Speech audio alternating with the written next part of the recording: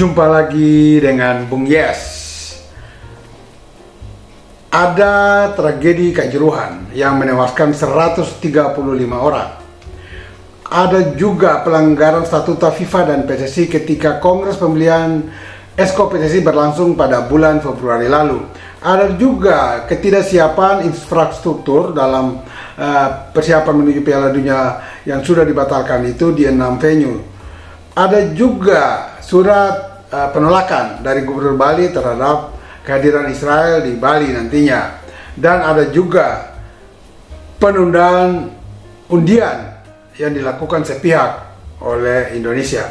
Apakah semua ini menjadi dasar dan alasan kuat sehingga FIFA menyatukan sanksi atau pencabutan hak Indonesia sebagai penyelenggara Piala Dunia? Atau mungkinkah Israel yang lebih dulu menarik diri dari penyelenggaraan atau dari keterlibatan di Piala Dunia yang direncanakan berlangsung pada Mei-Juni nanti? Untuk semua rekan, sahabat, dan teman, jangan lupa nonton sampai habis konten ini dan like, comment, share, and subscribe. Saya harus memberikan apresiasi kepada Denny Siregar yang kemarin dalam podcastnya menyinggung panjang lebar tentang alasan-alasan dan hampir pasti kemungkinan yang terjadi sebelum ini sehingga Indonesia dibatalkan sebagai penyelenggara Piala Dunia. Semuanya dasarnya pada surat press release FIFA pada tanggal 29 Maret kemarin yang menyatakan mencabut Indonesia sebagai penyelenggara Piala Dunia U20. Alasan yang tidak terlalu transparan itu ya antara lain disebut karena kondisi terkini. Nah, hanya karena kondisi terkini, tapi FIFA tidak menguraikan secara detail alasan-alasannya seperti apa. Bagi saya, sebetulnya saya itu sangat alergi berbicara tentang politik dicampur adukan dengan sepak bola atau sebaliknya. Tetapi fakta yang terjadi memang politik itu tidak bisa dipisahkan dengan olahraga, apalagi khusus sepak bola. Nah, tinggal bagaimana kedua komponen ini harus berjalan beriringan dengan baik.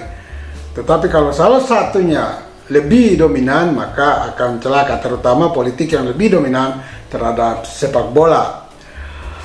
Dari proses-proses yang terjadi sampai pada FIFA mencabut hak Indonesia, sebetulnya itu fakta-fakta yang tidak terelakkan. Jadi semua analisis-analisis itu pada dasarnya benar. Ya, misalnya menjadikan tragedi Kanjuruhan, menjadikan pelanggaran statuta di Kongres, menjadikan ketidaksiapan infrastruktur, menjadikan surat Iwayan Koster, dan juga menjadikan pembatalan undian sepihak itu sebagai alasan utama FIFA menghukum kita. Tetapi sebetulnya ada hal lain yang lebih menentukan mengapa Indonesia akhirnya dicabut haknya sebagai Piala Dunia. Dan faktor itu adalah faktor politik. Faktor yang lebih dominan dan menentukan kelangsungan nama baik negara kita di dunia internasional. Sekarang mari kita lihat. Mungkinkah Israel yang lebih dulu memutuskan untuk tidak mengirim timnya ke Indonesia? Sangat mungkin. Dan jangan lupa, Israel walaupun negara kecil, tetapi dia sangat kuat dan sangat unggul dalam diplomasi dunia, diplomasi internasional. Dan pengaruhnya tentu telah menyusup kepada FIFA dan membuat posisi FIFA dan Indonesia menjadi sulit ketika harus berada dalam tekanan Israel untuk tidak melibatkan Israel dalam penyelenggaraan Piala Dunia ini. Mengapa saya katakan demikian? Israel sudah pasti telah mengetahui kondisi-kondisi security di Indonesia.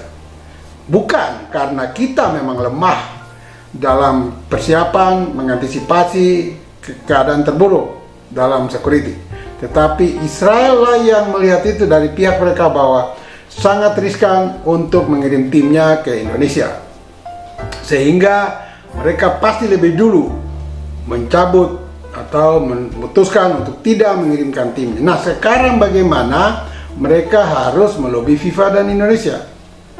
Dan ingat, Israel itu sangat membela satu nyawa negaranya, Bu. Dia sangat membela itu. Dan sedikit ilustrasi, saya pernah melakukan kunjungan ke Israel sekitar tahun 2009, dan ketika saya harus masuk ke wilayah Palestina, sebelum menyeberang perbatasan, pemandu wisata yang adalah warga negara Israel, dia harus turun dan digantikan oleh pemandu berkewarganegara Palestina. Saya pun bertanya, mengapa Anda tidak lanjutkan saja? Dia menyatakan tidak. Ini kesepakatan dua negara, dan ingat, Israel itu sangat membela satu nyawa warganya sekalipun. Sehingga ya, dia harus turun di sini dan digantikan oleh pemandu berkewarganegaraan Palestina. Nah, contoh inilah yang memang Israel tidak mau mengambil risiko tinggi, mengirim sekitar 30 sampai 40 delegasinya, pemain, ofisial, dan lain-lain untuk tampil di Indonesia. Karena sudah pasti Israel telah mengetahui kondisi terkini sesuai surat FIFA, bahwa karena kondisi terkini. Dan saya perlu garis bawahi lagi, keputusan Israel ini menarik timnya bukan karena kelemahan kita.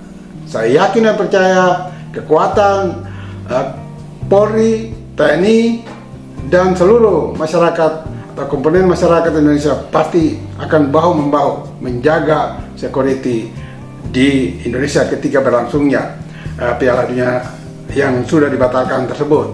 Dan sekali lagi, penolakan ini datang dari Israel, bukan dari pemerintah kita. Nah, kita lihat. Lalu bagaimana posisi FIFA dengan pemerintah kita? Tentu FIFA dan Indonesia juga tidak mau kehilangan muka. Maka dibangunlah narasi-narasi yang akan menyelamatkan semua pihak, baik FIFA maupun Indonesia. Dimulai dari hanya sekitar kurang dari 2 bulan, mulai ada pelanggaran-pelanggaran yang sebetulnya sangat konyol dilakukan oleh pihak kita. Ada pernyataan politik dari oknum-oknum politikus, ada juga sikap dari beberapa ormas yang menolak Israel, sampai pada pelanggaran terhadap etika FIFA, di mana kita secara sepihak menunda jadwal undian. Nah, ini semua apakah mungkin terjadi mendadak? Tidak, ini pasti by design. By design, di mana seolah-olah semua ini muncul sehingga mengakibatkan FIFA mengambil keputusan itu. Tetapi sebetulnya tidak. Itu tentang posisi kita. Bagaimana tentang posisi FIFA? FIFA pun sebagai institusi besar yang membawahi 211 anggotanya tidak mau juga kehilangan muka. Nah, maka FIFA mengeluarkan keputusan untuk membatalkan Indonesia. Tentu ini juga dalam atau berdasarkan kesepakatan semua pihak, baik FIFA maupun Indonesia.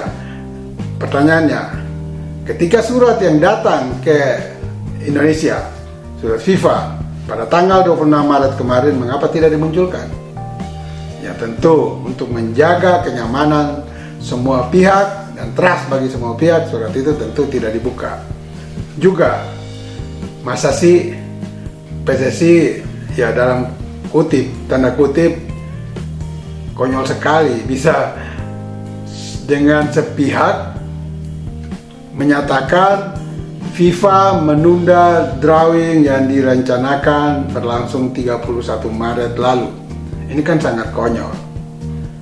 Dan tidak pernah PSSI menyebut ada surat itu. Bahkan PSSI secara terang menyebut FIFA tidak punya surat itu, surat menyatakan pembatalan.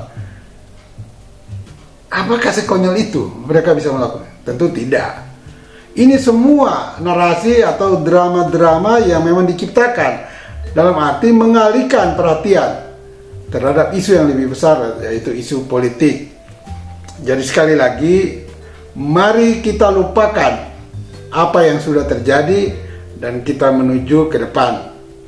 Pertanyaan lain, mungkinkah FIFA memberikan sanksi atau melakukan pembekuan terhadap sepak bola Indonesia? Ya, bisa tidak. Bisa ya, sekali lagi, drama ini belum selesai. Selesai ketika FIFA menyatakan sikap, memberikan sanksi atau membekukan sepak bola Indonesia. Nah, kalau tidak, berarti ya sudah selesai. Endingnya adalah pada tanggal 29 Maret lalu, di mana FIFA menyatakan mencabut hak Indonesia sebagai penyelenggara Piala Dunia.